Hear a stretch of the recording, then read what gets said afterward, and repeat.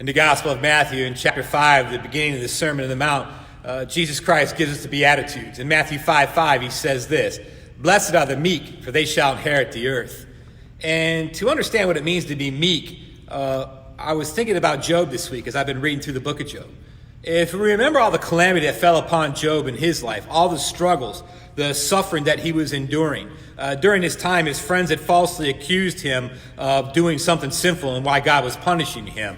But Job wanted, and he was defending himself, and he wanted this opportunity to have this audience with God, to plead his case, to lay it out and find vindication, because he just felt if I had this opportunity to speak to God, he would make things right, and everything would just kind of be better.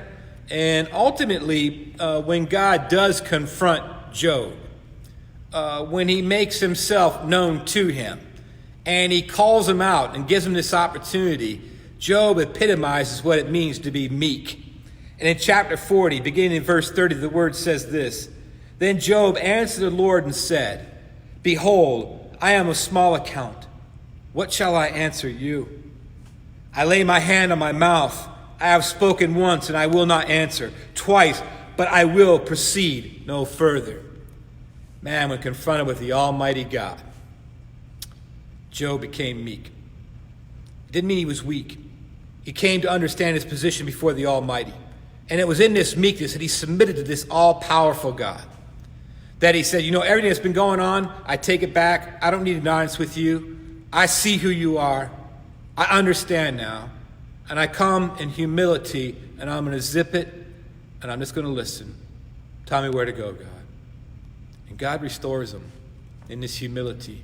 God lifts him up, takes him out of the calamity, restores everything double, blesses him. But it took this moment of meekness for Job to come and finally realize of all the things that he'd been pursuing, the reasons he wanted to come and justify everything before God, all the things he wanted, all these answers, all he came to realize is simple thing. Understand who God is. Be meek. Submit to this almighty, all-powerful God. And from there, everything is going to be just fine. That's my encouragement to you.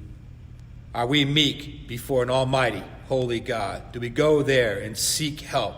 Because Jesus says, man, when you come and seek me in this meekness, you will inherit this earth. You will have peace here. You can have life today and into eternity with me, but on my terms. God bless, and I hope you have a great week.